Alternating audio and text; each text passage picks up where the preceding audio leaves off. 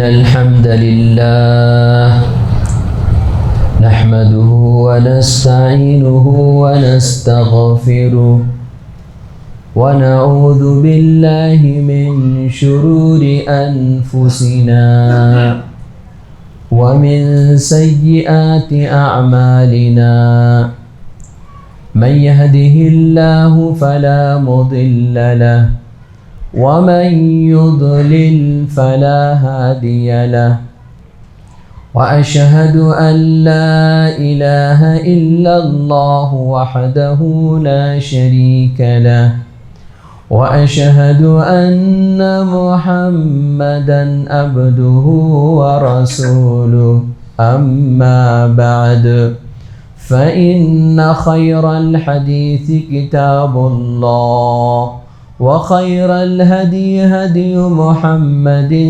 صلى الله عليه وسلم وشر الأمور محدثاتها وكل محدثة بدعة وكل بدعة ضلالة وكل ضلالة في النار.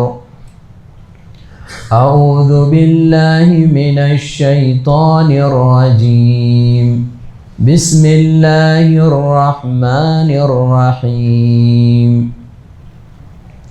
يوم نقول لجهنم هل امتلأت وتقول هل من مزيد وأزلفت الجنة للمتقين غير بعيد هذا ما توعدون لكل أواب حفيظ من خشي الرحمن بالغيب وجاء بقلب منيب ادخلوها بسلام ذلك يوم الخلود لهم ما يشاءون فيها ولدينا مزيد وكم أهلكنا قبلهم من قرن هم أشد منهم بطشا فنقبوا في البلاد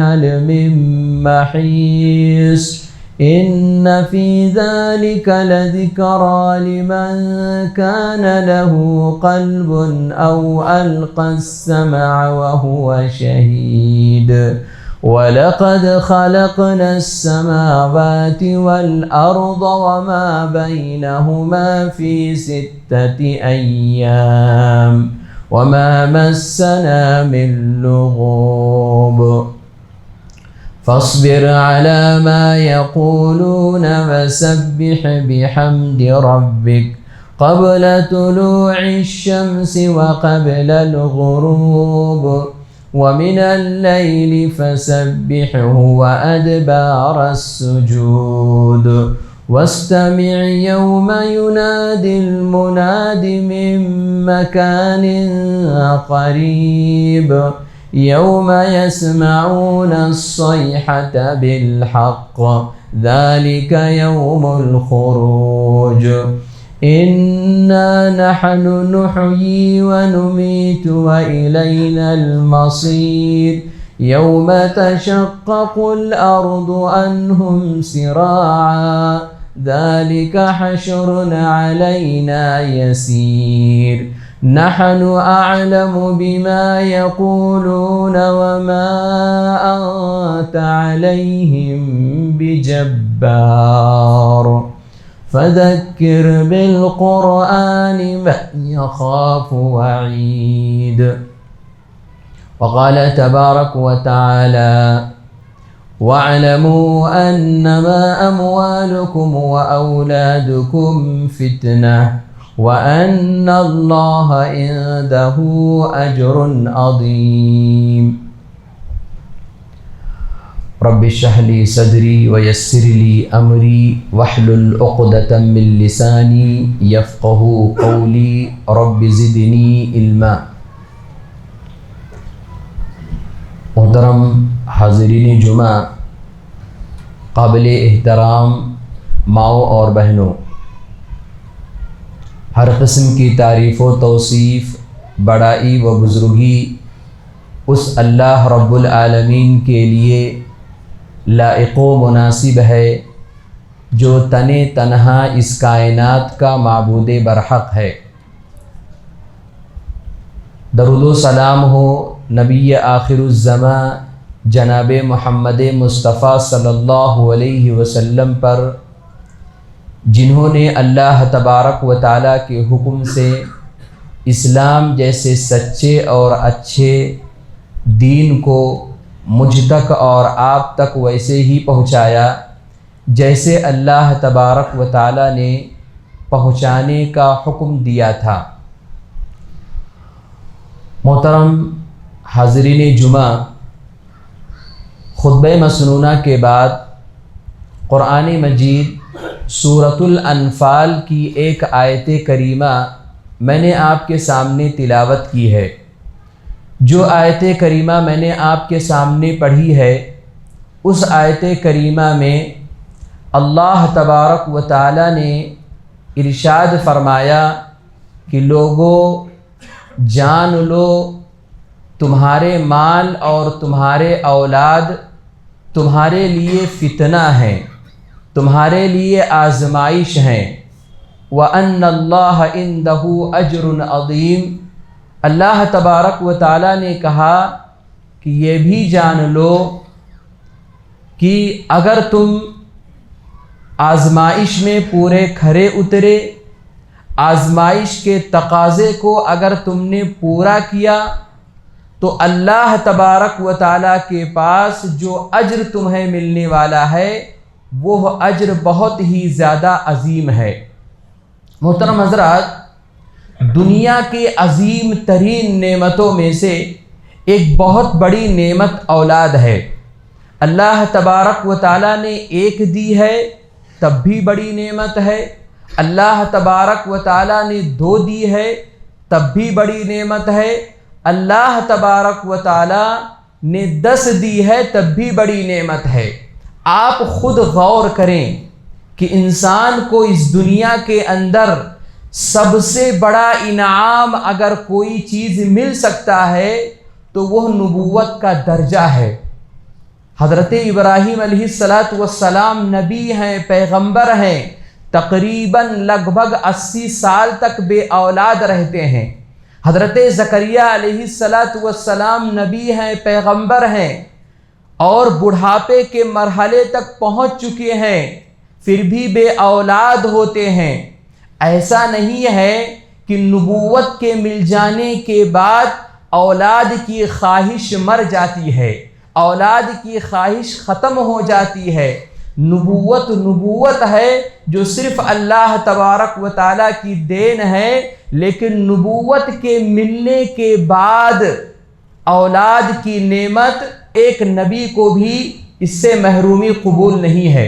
آپ جانتے ہیں، آپ کو معلوم ہے، اللہ تبارک و تعالیٰ نے قرآن مجید کے اندر حضرت زکریا علیہ السلام کے بارے میں یہ بات بتائی کہ حضرت زکریا علیہ السلام اللہ تبارک و تعالیٰ کے سامنے ہاتھ پھیلا کر کے، ہاتھ اٹھا کر کے، اپنا دامن پھیلا کر کے اللہ تبارک و تعالیٰ سے دعا کرتے ہوئے کہتے ہیں کہ پروردگارا مجھے ایسی اولاد عطا فرما، یرثنی و یرث من آل یعقوب، جو میرا وارث بن سکے اور آل یعقوب کا وارث بن سکے، یعنی میرے آبا و اجداد سے نبوت کا جو سلسلہ چلا ہے، پروردگارہ اس سلسلے کو آگے بڑھا۔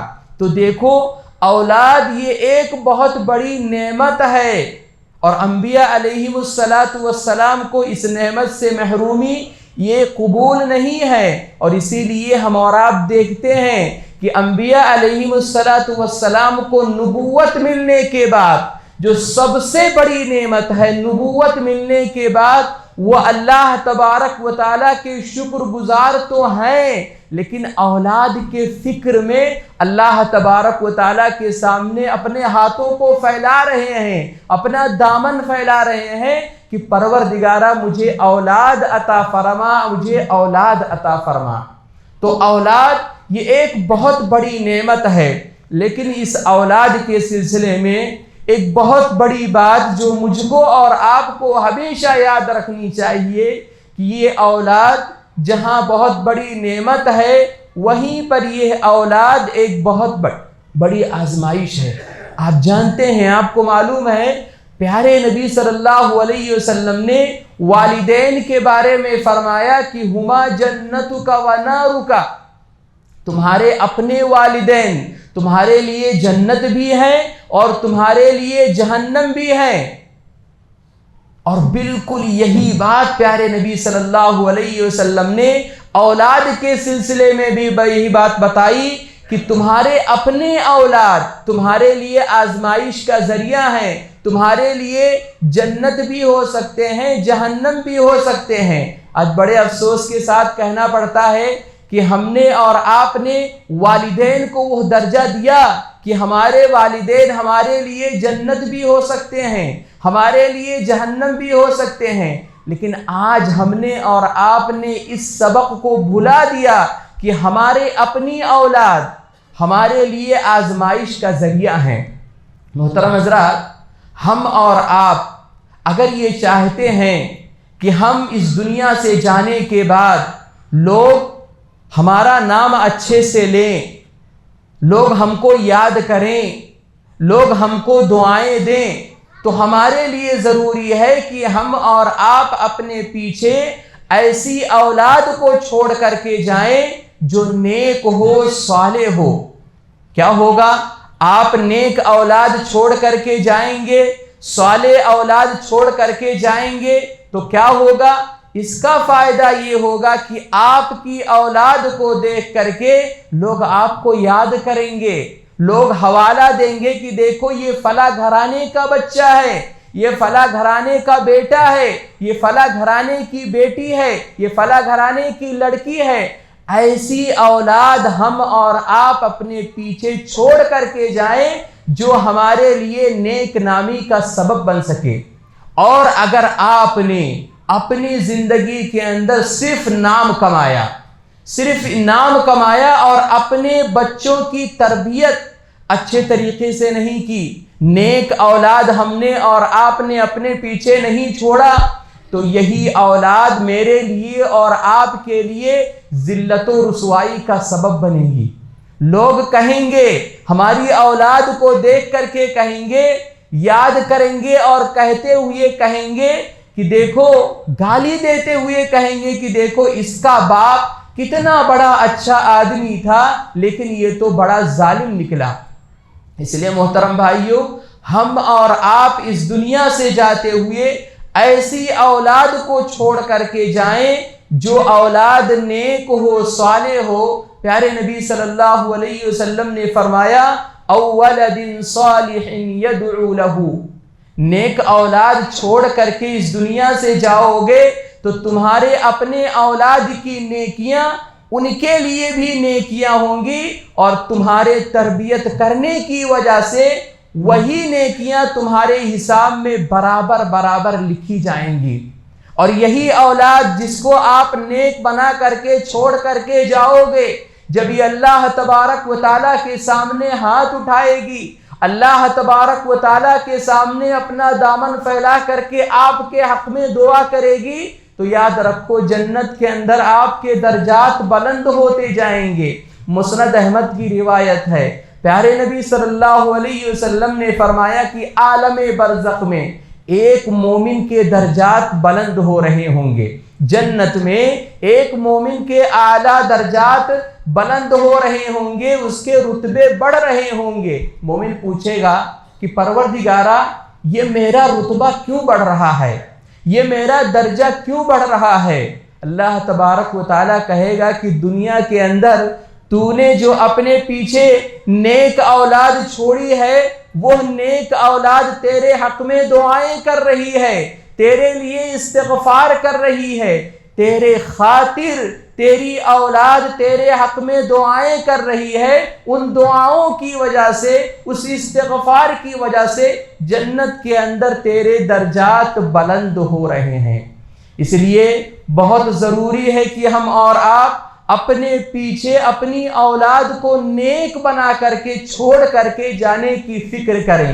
یہ ہماری اپنی دینی بھی ضرورت ہے اور دنیاوی بھی ضرورت ہے، اور ملک کے حالات تقاضا بھی کرتے ہیں کہ ہم اور آپ اپنے ان قوم کے بچوں کو اپنے دونوں ہاتھوں سے سنبھالیں، اپنے ان بچوں کو اپنے سینوں سے لگا کر کے ان کی تربیت کریں۔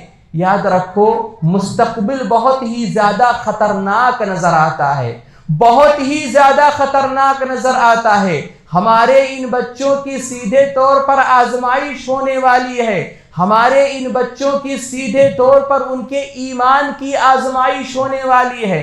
ہم نے اگر ان بچوں کی تربیت نہیں کی صحیح انداز سے، صحیح طریقے سے، ہم نے اور آپ نے ان بچوں کی اچھے طریقے سے تربیت کر کے انہیں اچھا مسلمان نہیں بنایا، تو یاد رکھو ہماری اپنی اولاد ہو سکتا ہے کہ کل مسلمان رہے، لیکن ہماری اپنی اولاد کی اولاد یہ بہت مشکل ہو جائے گی کہ وہ مسلمان رہنے کے قابل بھی نہ رہ جائے۔ اس لیے محترم بھائیوں، بہت ضروری ہے کہ ہم اور آپ اپنے بچوں کی تربیت اچھے طریقے سے صحیح انداز میں کریں۔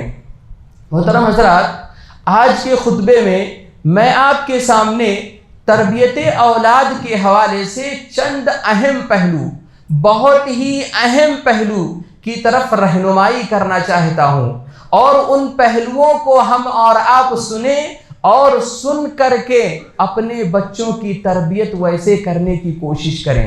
محترم حضرات، سب سے پہلے ہم اور آپ یہ سمجھ لیں کہ تربیت کہتے کس کو ہیں، تربیت کیا ہے۔ تربیت صرف یہ نہیں ہے کہ ہم نے اپنے بچے کو کسی مدرسے کے اندر داخل کر دیا اور بچہ پڑھ کر کے نکل گیا۔ تربیت صرف یہ نہیں ہے کہ ہم نے اپنے بچے کو کسی مسجد کے اندر، مکتب کے اندر داخل کر دیا اور بچہ پڑھ کر کے نکل گیا۔ تربیت کا مطلب یہ نہیں ہے کہ ہم نے اپنے بچے کو فلاں حافظ جی کے پاس، فلاں مولانا کے پاس بیٹھا دیا، قرآن پڑھا دیا اور ہم نے یہ سمجھ لیا کہ ہم نے اپنے بچوں کی تربیت کر دی ہے۔ نہیں، تربیت جو ہوتی ہے یہ بہت ساری چیزوں سے مل کر کے بنتی ہے۔ تربیت ایک مکمل نظام کا نام ہے، تربیت ایک مکمل سسٹم کا نام ہے۔ قرآن مجید نے کہا نساؤکم حرث لکم، تمہاری اپنی بیویاں تمہاری اپنی کھیتی ہیں، یعنی ہماری اپنی اولاد ہماری اپنی کھیتی ہیں جن کو ہم اور آپ دنیا کے اندر لے کر کے آتے ہیں۔ قرآن مجید کے ان کہے گئے الفاظ کو ہم اور آپ اگر لے لیں اور غور کریں تو آپ کو یہ بات اچھے طریقے سے سمجھ میں آ جائے گی کہ تربیت ایک مکمل نظام کا نام ہے، تربیت ایک مکمل سسٹم کا نام ہے۔ آپ جانتے ہیں، آپ کو معلوم ہے کہ کسان اگر پیداوار کرنا چاہتا ہے، اچھی پیداوار کرنا چاہتا ہے تو سب سے پہلے زرخیز زمین منتخب کرتا ہے، پھر اعلیٰ کوالٹی کا بیج منتخب کرتا ہے، اچھا بیج لیتا ہے، اور پھر کھیتی لگانے سے پہلے اور کھیتی لگانے کے بعد میں جن جن باتوں کا، جن جن کاموں کا لحاظ کرنا چاہیے ان باتوں کا، ان کاموں کا وہ لحاظ کرتا ہے، یعنی خوب اچھی طریقے سے اس کی دیکھ بھال کرتا ہے، ضابطے کے مطابق کام کرتا ہے، موسم کے اعتبار سے دیکھتا رہتا ہے کہ کتنا پانی دینا ہے، کتنا پانی نہیں دینا ہے، کب دینا ہے پانی، کب نہیں دینا ہے پانی۔ یعنی ایک انسان، ایک کسان مکمل طور سے اس کی دیکھ بھال کرتا ہے، اور پھر یہ ساری محنت کرنے کے بعد اللہ تبارک و تعالیٰ پر بھروسہ کرتا ہے کہ پروردگارہ میں نے اپنی محنت تو کر لی ہے، لیکن پروردگارہ اب اگر تیرا نظر کرم ہو جائے تو میری کھیتی پھل پھول جائے گی، میری کھیتی اچھی فصل دے دے گی۔ اس مثال سے ہم اور آپ سمجھ سکتے ہیں کہ تربیت ایک مکمل نظام کا نام ہے، ایک مکمل سسٹم کا نام ہے۔ آپ نے اچھی بیوی کا انتخاب کیا اور مطمئن ہو گئے، آپ تربیت میں ناکام ہو جائیں گے، آپ کا بچہ بگڑ جائے گا۔ اور آپ نے اچھی بیوی کا انتخاب کیا، لیکن آپ نے اپنی بیوی کے پیٹ میں حلال نطفہ بھیجنے کے قابل نہیں ہوئے، اس کی کوئی گارنٹی نہیں ہے کہ آپ کا بچہ صحیح نکلے گا۔ اور اگر آپ نے اچھی بیوی کا بھی انتخاب کیا اور آپ نے اپنے بیوی کے پیٹ میں حلال نطفہ بھی بھیج دیا، لیکن بچے کے دنیا میں آنے کے بعد اس کی صحیح انداز سے، صحیح طریقے سے آپ نے تربیت نہیں کی، تو آپ کا بچہ صحیح نہیں نکلے گا۔ اور کبھی کبھار کیا ہوتا ہے، سب کچھ صحیح کرنے کے بعد ہمارا بچہ صحیح نہیں نکلتا ہے، بگڑ جاتا ہے، تو یہ اللہ تبارک و تعالیٰ کی طرف سے ہے، اور اس پر ہم کو اور آپ کو صبر کرنا چاہیے، اور ان کے حوالے سے، ان کے اصلاح کے حوالے سے جتنی کوششیں ہو سکتی ہیں آپ کوششیں کریں۔ اگر آپ یہ کوشش کرتے رہیں گے، یاد رکھو آپ کے اوپر اللہ تبارک و تعالیٰ کوئی گرفت نہیں کرے گا، آپ کا مواخذہ نہیں کرے گا۔ تو کہنا یہ ہے کہ تربیت ایک مکمل نظام کا نام ہے، ایک مکمل سسٹم کا نام ہے۔ ہم کو اور آپ کو چاہیے کہ ایک تربیت، بچوں کی جو تربیت ہم اور آپ کریں، ایک نظام کے تحت میں کریں۔ محترم حضرات، تربیت کے باب میں ایک اہم باب یہ بھی ہے کہ ہماری اپنی اچھائیاں ہمارے بچوں کو اچھا بناتی ہیں، ہماری اپنی نیکیاں ہمارے بچوں کو فائدہ پہنچاتی ہیں۔ آپ جانتے ہیں، آپ کو معلوم ہے، اللہ تبارک و تعالیٰ نے قرآن مجید کے اندر سورۃ الکہف کے اندر جہاں حضرت موسیٰ اور حضرت خضر کا واقعہ نقل کیا ہے، وہیں پر اللہ تبارک و تعالیٰ نے ایک بات یہ بھی بتائی ہے کہ ایک بستی تھی، اور اس بستی میں ایک دیوار گر رہی تھی، اور وہ دیوار 2 یتیم بچوں کی تھی۔ اللہ تبارک و تعالیٰ نے حضرت خضر علیہ السلام کو اس دیوار کو روکنے کی جو ہدایت دی، جو توفیق دی، کیوں دی؟ اس لیے دی کہ وہ جو 2 یتیم بچے تھے، ان کا جو باپ تھا، قرآن مجید کہتا ہے وَكَانَ أَبُوهُمَا صَالِحًا، ان دونوں کا باپ نیک تھا، صالح تھا۔ آپ غور کریں کہ باپ کے نیکی کا ایک بہت بڑا فائدہ بچوں کو یہ ملا کہ اللہ تبارک و تعالیٰ نے ان دونوں یتیم بچوں کا سہارا حضرت خضر علیہ السلام کو بنا دیا۔ اس لیے آپ یہ بات ہمیشہ یاد رکھو کہ آپ کی نیکیاں آپ کے بچوں تک ضرور پہنچے گی۔ اس لیے ہم اور آپ جب نیکیاں کریں تو اس جذبے کے ساتھ بھی کریں کہ ہم نیکیاں کریں گے تو ہمارے بچوں کے اندر یہ نیکیاں جائیں گی، یہ نیکیاں فائدہ پہنچائیں گی۔ آپ کہتے ہو نا کہ میں اچھا کماؤں گا تو میں بھی خوش رہوں گا، اور میرے بعد میں میرے بچے بھی خوش رہیں گے۔ ہم سب یہ بات کہتے ہیں، بالکل یہی معاملہ میرا اور آپ کا نیکیوں کے حوالے سے بھی ہونا چاہیے کہ میں نیک بنوں گا تو میرے پیچھے میرا بچہ بھی نیک بنے گا، میری بچی بھی نیک بنے گی۔ اور یاد رکھو، ہم اور آپ اگر اس طرح سے کریں گے تو ہماری نیکیوں کا اثر ہمارے بچوں کے زندگی پر پڑنے والا ہے۔ آپ جانتے ہیں، آپ کو معلوم ہے، حضرت عبداللہ ابن مسعود رضی اللہ تعالی عنہما رات میں اٹھتے تھے اور اٹھ کر کے تہجد پڑھا کرتے تھے، قیام اللیل کیا کرتے تھے، تراویح کی نماز پڑھا کرتے تھے، اور پڑھنے کے بعد اپنے سوئے ہوئے بیٹے کی طرف اشارہ کر کے کہتے تھے کہ بیٹا، آج میں جو یہ عبادتیں کر رہا ہوں، یہ لمبی لمبی نمازیں پڑھ رہا ہوں، یہ رات میں اٹھ کر کے میں تہجد پڑھ رہا ہوں، میں اس لیے پڑھ رہا ہوں کہ تاکہ میری نیکیوں کا فائدہ تجھے بھی مل سکے۔ میں لمبی لمبی عبادتیں اس لیے کر رہا ہوں کہ اے بیٹا، میرے نیکیوں کا اثر تیری زندگی کے اوپر بھی پڑے۔ اس لیے آج ہم نے اور آپ نے اس سبق کو بالکل بھلا دیا ہے۔ آج ہم اور آپ یہ دیکھتے ہیں کہ باپ خود سدھرنا نہیں چاہتا ہے، بیٹے کو سدھارنا چاہتا ہے، माँ खुद सुधरना नहीं चाहती है, बेटी को सुधारना चाहती है। बाप खुद नमाज पढ़ना नहीं चाहता है, बेटे को नमाज पढ़ाना चाहता है। माँ खुद नमाज पढ़ना नहीं चाहती है, बेटी को नमाज पढ़ाना चाहती है। माँ खुद पर्दे का एहतमाम नहीं करती है, बेटी को पर्दे का एहतमाम करवाना चाहती है। माँ खुद वक्त की पाबंदी नहीं करती है, बेटी को वक्त की पाबंदी करवाना चाहती है। याद रखो, आप अगर इस तरह से करते हैं तो तरबियत ये अधूरा रह जाएगा। इसलिए बहुत ज़रूरी है कि हम और आप सबसे पहले खुद नेक बने। नेक बन करके अपने बच्चों को दिखाएं। हमारे वही बच्चे देखेंगे हमारी नेकियों को तो वह नेकियां हमारे बच्चों के अंदर आएंगी। बड़े अफसोस के साथ कहना पड़ता है कि हम खुद नेक बनने की कोशिश नहीं करते हैं, हम खुद नेकियां नहीं करते हैं और हम ये चाहते हैं कि हमारा बच्चा नेक बन जाए, सालेह बन जाए। ऐसा कभी नहीं हो सकता है और इसीलिए हम और आप देखते हैं कि हमारे अपने बच्चे बिगड़े हुए नजर आते हैं। खुद वो अपने माँ बाप की बात सुनने के लिए तैयार नहीं होते हैं। लिहाजा बहुत ज़रूरी है, हम और आप अगर चाहते हैं कि हमारा बच्चा नेक हो तो सबसे पहले हम खुद नेक बनने की कोशिश करें, अपने ज़िंदगी के अंदर खैर के आमाल लाने की कोशिश करें। मोहतरम हज़रात, तरबियत के बाब में हम और आप बहुत सारे लोग, हम में से बहुत सारे लोग इफरात व तफरीत के शिकार होते हैं।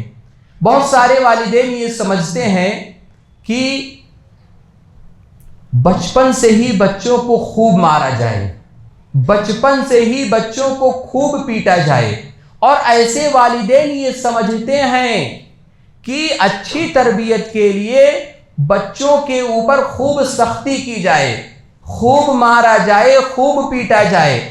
और वहीं पर कुछ वालिदैन ऐसे हैं जो ये समझते हैं कि बच्चों से खूब लाडो प्यार किया जाए, खूब मोहब्बत की जाए। और ऐसे वालिदैन अपने बच्चों से इतनी मोहब्बत करते हैं, इतना लाडो प्यार करते हैं कि वो बच्चा बिगड़ जाता है और वालिदैन को समझ में भी नहीं आता है कि ये क्या हो गया। याद रखो, ये दोनों तरीका गलत है। इस्लामी शरीयत ने इससे मना किया है। आप जानते हैं, आपको मालूम है, अब्दुल मलिक बिन मरवान ने औलाद की तरबियत के ताल्लुक से एक बात वो कहा करते थे कि बच्चा जब पैदा हो और पैदा होने से लेकर के 7 साल तक बच्चे के साथ खूब अच्छे तरीके से रहा जाए, उसके साथ खेला जाए, उसको बोसा दिया जाए, उसके साथ अच्छी गुफ्तगू की जाए, उसको प्यार किया जाए और कभी कभार उसको डराया जाए और उस डराने में भी शफकत का पहलू गालिब हो, प्यार का पहलू गालिब हो। 7 साल तक यह मिली जुली कैफियत उस बच्चे के साथ होनी चाहिए। 7 साल से लेकर के 14 साल तक बच्चे को आदाब सिखलाए जाएं, रोज़ाना के आदाब सिखलाए जाएं। क्या सिखलाए जाएं? खाने पीने के आदाब सिखलाए जाएं, पहनने ओढ़ने के आदाब सिखलाए जाएं और इसी तरह से चलने फिरने के आदाब सिखलाए जाएं। लोगों से किस तरह से मुलाकात करें, किस तरह से बात करें, ये आदाब सिखलाए जाएं। यानी जिंदगी के जितने आदाब होते हैं, जिंदगी के जीने के जितने सलीके होते हैं, वो सारे आदाब 7 साल से लेकर के 14 साल तक इन बच्चों को सिखला देना चाहिए। अब 14 साल से लेकर के अपने उस बच्चे को अपने निगरानी में रखो। इसका मतलब क्या है? इसका मतलब यह है कि आप अपने साथ में उसको कहीं भी जा रहे हो, उसको लेकर के जाओ। कहीं बिजनेस करने जा रहे हो, अपने उस बच्चे को लेकर के जाओ, कोई जिम्मेदारी दे दो। इससे क्या होगा? इससे ये होगा कि आपका तजर्बा आपके बच्चों के अंदर मुंतकिल होगा। आपकी महारतें, आपकी खूबियां, आपकी अच्छाइयां वो देखेगा बच्चा, आपके बच्चे के अंदर मुंतकिल होगा। अब्दुल मलिक बिन मरवान कहते हैं कि अगर ये तीनों मराहिल सही अंदाज में, मुतवाजिन अंदाज में अगर अंजाम पा जाते हैं, तो फिर ऐसी सूरत में ये बच्चा दुनिया के किसी भी कोने में चला जाए, یہ بچہ کبھی بھی ناکام نہیں ہو سکتا ہے، یہ بچہ ہمیشہ کامیاب ہوگا۔ لہذا اس طرف ہم سب کو دھیان دینے کی ضرورت ہے، خیال کرنے کی ضرورت ہے کہ بہت زیادہ بچوں سے نہ تو لاڈو پیار کیا جائے اور نہ ہی بچوں کے اوپر بہت زیادہ سختی کی جائے۔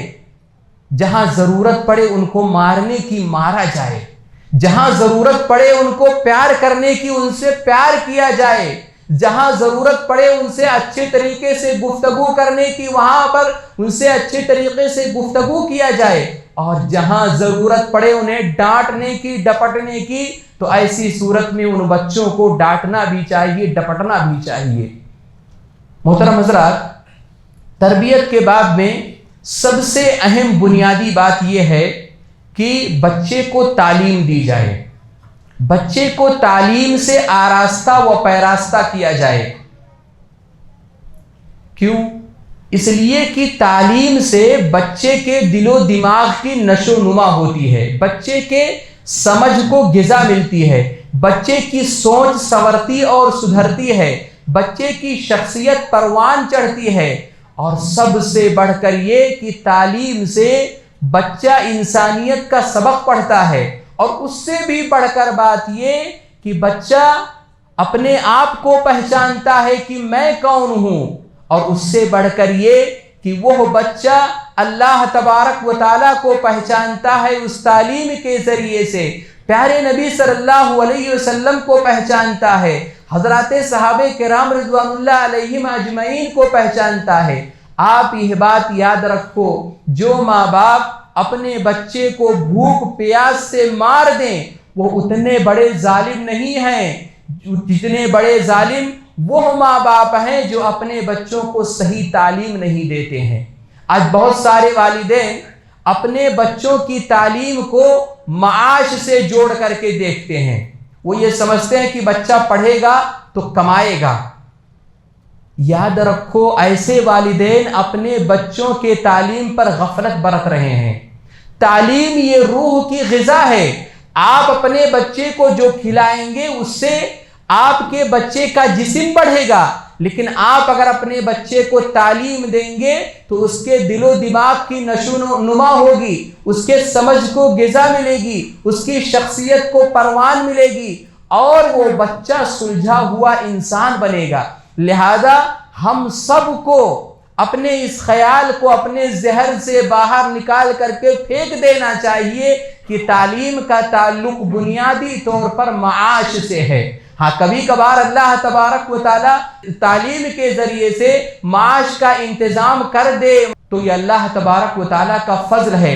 محترم حضرات، پرانے زمانے میں تعلیم کا مطلب تربیت ہوتا تھا اور تربیت کا مطلب تعلیم ہوتا تھا، لیکن آج کے اس نئے زمانے کے اندر ہم اور آپ یہ دیکھتے ہیں کہ تعلیم الگ ہے، تربیت الگ ہے، اور اسی لیے ہم اور آپ دیکھتے ہیں کہ آج انہی تعلیم گاہوں سے تربیت کا جنازہ اٹھ رہا ہے۔ اور عجیب بات تو یہ ہوتی ہے کہ ہم والدین اپنے بچوں کو تعلیم تو دے دیتے ہیں لیکن تربیت نہیں کرتے ہیں اور مطمئن ہو جاتے ہیں، جس کی وجہ سے ہمارا اپنا بچہ بگڑ جاتا ہے۔ اس لیے بہت ضروری ہے کہ ہم اور آپ اپنے بچوں کو جہاں تعلیم گاہوں کے حوالے کریں، وہیں پر ہم اور آپ تعلیم کے ساتھ ساتھ میں اپنے بچوں کی تربیت کیا کریں۔ آج ہم اور آپ دیکھتے ہیں کہ انہی تعلیم گاہوں سے اخلاق و کردار کا جنازہ اٹھ رہا ہے، عفت و پاک دامنی کا جنازہ اٹھ رہا ہے، شرم و حیا کا جنازہ اٹھ رہا ہے۔ اس لیے بہت ضروری ہے کہ جہاں ہم اپنے بچوں کو ان تعلیم گاہوں میں بھیجیں، اور بھیج کر کے ہم اور آپ یہ نہ سمجھیں کہ ہم نے اپنے بچوں کی تربیت کر دی ہے، بلکہ تعلیم گاہوں میں بھیجنے کے ساتھ ساتھ ہم اپنے بچوں کی الگ سے تربیت کا اہتمام کریں، تب یہ بچے آگے بڑھ کر کے انشاءاللہ اچھے انسان بنیں گے، اچھا مسلمان بنیں گے۔ محترم حضرات، تربیت کے تعلق سے ایک اہم بات یہ بھی ہے کہ ہمارے مساجد کے اندر، ہمارے سماج اور سوسائٹی کے اندر مکتب کا قیام ہو، اور مکتب کا نظام مستحکم اور مضبوط ہو۔ آج بڑے افسوس کے ساتھ کہنا پڑتا ہے کہ ہمارے مساجد کے اندر، ہمارے سماج کے اندر، ہمارے سوسائٹی کے اندر مکتب کا قیام نہیں ہے، یا اگر کہیں کہیں ہے تو مکتب کا نظام مستحکم اور مضبوط نہیں ہے۔ مکتب کی تعلیم، صبح کا مکتب، شام کا مکتب، جس مکتب میں بچہ جا کر کے قرآن مجید پڑھنا سیکھتا ہے، جس مکتب میں بچہ جا کر کے دعائیں سیکھتا ہے، روزانہ کے آداب سیکھتا ہے، جس مکتب میں بچہ جا کر کے اللہ تبارک و تعالیٰ کو پہچانتا ہے، پیارے نبی صلی اللہ علیہ وسلم کو پہچانتا ہے، حضرات صحابہ کرام رضوان اللہ علیہم اجمعین کو پہچانتا ہے، دین اسلام کو پہچانتا ہے۔ آج ہم نے مکتب کی اس تعلیم کو بالکل بھلا دیا ہے۔ آج اگر ہم نے مکاتب اسلامیہ کو نہیں سنبھالا، مکاتب کا قیام نہیں کیا، مکتب کا نظام مستحکم اور مضبوط نہیں کیا، تو یہ ہمارے اپنے بچے کسی کام کے نہیں رہ جائیں گے۔ ہم میں سے اکثر لوگوں نے مکتب کی تعلیم حاصل کی ہے، اس لیے ہم اور آپ اپنے دین پر باقی ہیں، اسلام پر باقی ہیں۔ 5 سال جو مکتب کی تعلیم ہوتی ہے، اس کے اندر کیا کیا چیزیں پڑھائی جاتی ہیں آپ سب بہتر سمجھتے ہیں، لیکن یہ جو ماحول چل گیا ہے، سارے مساجد کا یہی حال ہے کہ مغرب سے لے کر کے عشاء تک بچے کو 1 گھنٹہ پڑھنا ہے۔ اب اس 1 گھنٹے کے اندر بچے کو کیا پڑھا سکتے ہیں؟ بہت زیادہ ہو سکتا ہے، اور یہی ہوتا ہے، بچے کو قرآن مجید پڑھنا سکھا دیتے ہیں، بچے کو دعائیں سکھلا دیا جاتا ہے، چھوٹی موٹی عقیدے کے حوالے سے کچھ باتیں سکھلا دی جاتی ہیں۔ 1 گھنٹے کے اندر بچے کو کیا سکھلایا جا سکتا ہے؟ اس لیے یہ جو ہم مغرب سے لے کر کے عشاء تک، یا بعض گھروں کے اندر حفاظ کرام یا علماء کرام ٹیوشن کے لیے جاتے ہیں، معذرت کے ساتھ، یہ چیز ہم اور آپ صرف اپنے دل کو بہلا رہے ہیں کہ ہم نے اپنے بچے کو قرآن مجید پڑھا دیا ہے، ہم نے اپنے بچے کو دعائیں سکھلا دیا ہے، ہم نے اپنے بچے کو روزانہ کے آداب سکھلا دیا ہے، لیکن یہ اصل تعلیم نہیں ہے۔ مکتب کی تعلیم ہمارے بچوں کے لیے بہت ضروری ہے۔ ہمارے بچوں کا جو ذہن خالی ہوتا ہے، ایسے خالی ذہن میں ہم نے اگر اپنے بچوں کو مسلمان بنا دیا، یعنی ان کے دلوں میں دین کی محبت بٹھا دی، اسلام کی محبت بٹھا دی، پیارے نبی صلی اللہ علیہ وسلم کی محبت بٹھا دی، حضرات صحابہ کرام رضوان اللہ علیہم اجمعین کی محبت بٹھا دی، قرآن مجید کی محبت بٹھا دی، احادیث رسول کی محبت بٹھا دی، تو یہ بچہ دنیا کے کسی بھی کونے میں جائے گا، مسلمان باقی رہے گا، اور اسے فخر ہوگا کہ میں مسلمان ہوں۔ اس لیے بہت ضروری ہے کہ ہم اور آپ مکاتب اسلامیہ کو سنبھالیں، مکاتب کا قیام کریں۔ ایک مشن بنا کر کے ہم کو اور آپ کو کام کرنا چاہیے کہ مسلم معاشرے کا ایک بھی بچہ ایسا نہ ملے کہ جس بچے کو مکتب کی تعلیم نہ ملی ہو۔ مکاتب کی تعلیم ہمارے بچوں کے لیے بہت زیادہ ضروری ہے، یہ بہت ہی اہم بات ہے، بڑا ہی اہم کام ہے۔ ذمہ داروں کو بھی، سارے ذمہ داروں کو، سارے مساجد کے ذمہ داروں کو اس حوالے سے سوچنا چاہیے، مکاتب کا انتظام کرنا چاہیے، اور وہیں پر ساتھ ساتھ جو پیرنٹس ہیں، جو والدین ہیں، ان کو بھی اس بارے میں سوچنا چاہیے کہ اگر کہیں اس قسم کا کوئی قدم اٹھانے کی کوشش کرتا ہے تو اپنے بچوں کو لا کر کے وہاں دینا چاہیے۔ محترم حضرات، تربیت کے باب میں ایک اہم بات جس کی طرف ہم سب کو توجہ دینی چاہیے، وہ ہے بچوں کو نماز پڑھانا۔ پیارے نبی صلی اللہ علیہ وسلم نے فرمایا، مروا اولادکم بالصلاۃ، اپنے بچوں کو نماز، بچے جب 7 سال کے ہو جائیں تو انہیں نماز پڑھنے کا حکم دیا کرو، اور جب 10 سال کے ہو جائیں اور نماز نہ پڑھیں تو انہیں مارو۔ یہ مسئلہ ہم سب جانتے ہیں، لیکن اس مسئلے کے حوالے سے جو بات میں آپ کے سامنے رکھنا چاہتا ہوں، وہ بات یہ ہے کہ ایک بچے کی تربیت کا کامیاب راستہ جو ہو سکتا ہے وہ یہ ہو سکتا ہے کہ آپ اپنے اس بچے کو نماز سے جوڑ دیں۔ نماز صرف نماز نہیں ہے، پورا ایک مدرسہ ہے، پوری ایک تربیت گاہ ہے۔ اور یاد رکھو جو بچہ نماز سے جڑتا ہے وہ صرف نماز سے نہیں جڑتا ہے، وہ پورے دین سے جڑتا ہے۔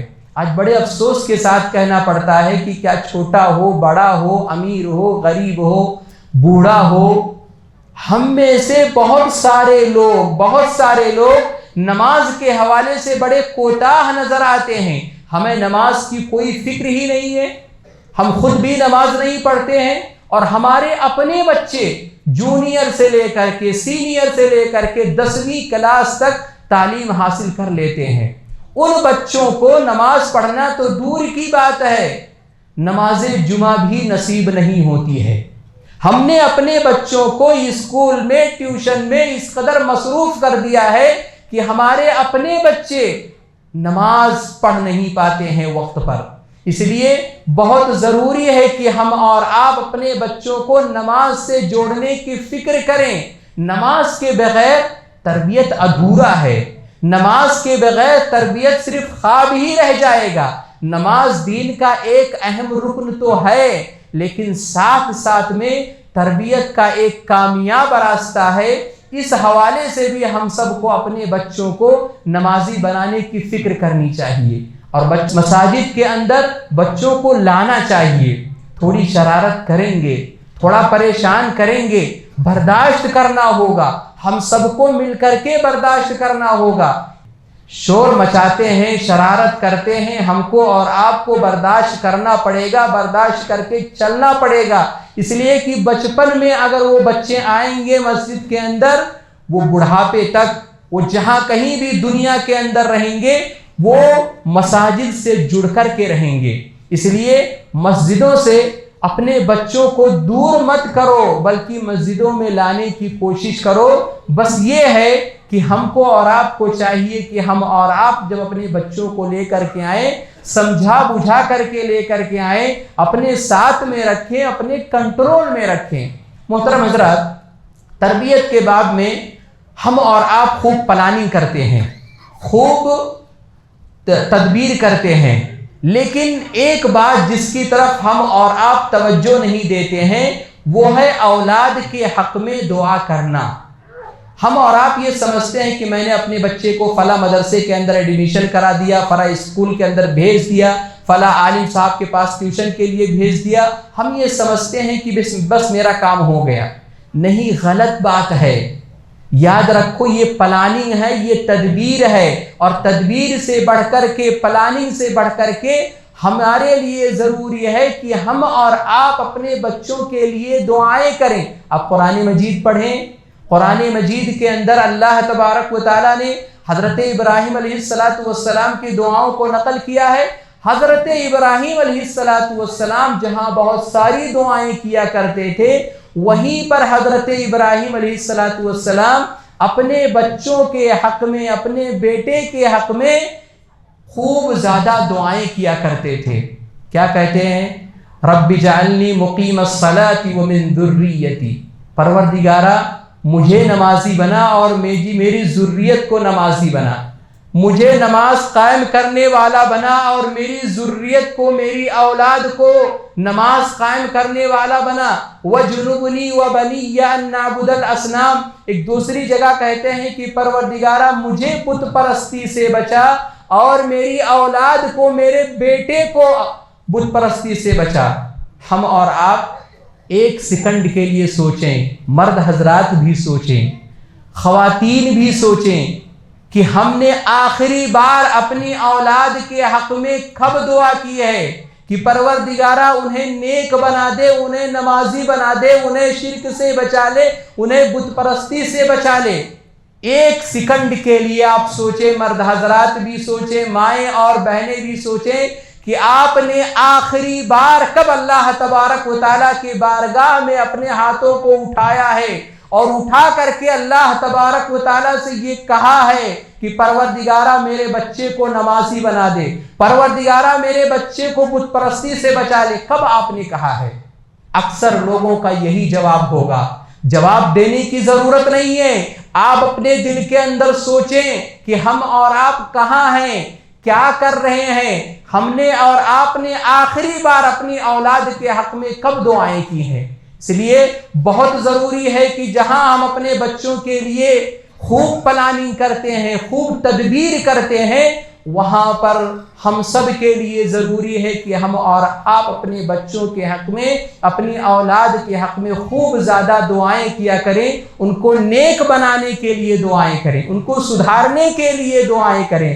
یہ کچھ باتیں تھی جو میں نے آپ کے سامنے رکھیں۔ رب العالمین سے دعا ہے کہ پروردگارہ ہم تمام لوگوں نے آج کے خطبہ جمعہ میں جو باتیں سنی ہیں ان باتوں پر عمل کرنے کی توفیق عطا فرمائے۔ آمین، تقبل یا رب العالمین۔